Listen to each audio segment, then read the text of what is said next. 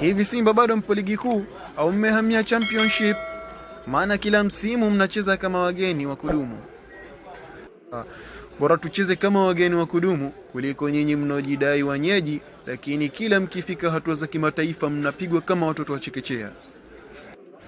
Bora tufike na kupigwa kuliko nyinyi msiofika kabisa kafu. Mnaenda kushiriki au kushuhudia tu. Wewe hujui kitu, sisi tunafika mbali bila hata ya kubebwa na amuzi kama nyinyi.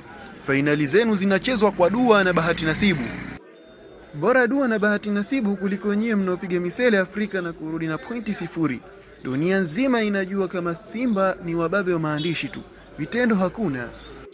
Mna bahati tulivyowapa ule upendeleo wa serikali, maana bila hiyo mngekuwa mkicheza na timu za mkoa tu.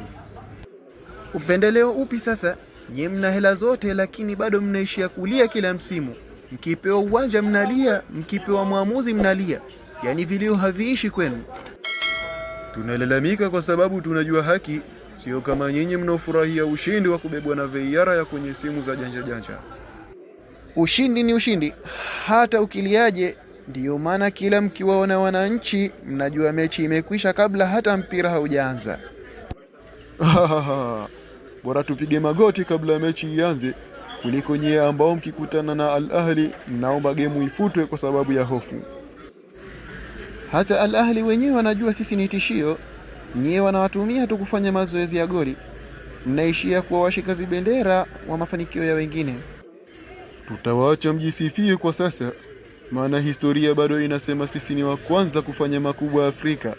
Nyie bado mnacheza ndondo na kujifanya mabingwa. Haya basi, endeleeni kujifariji na historia wakati sisi tunatengeneza historia mpya.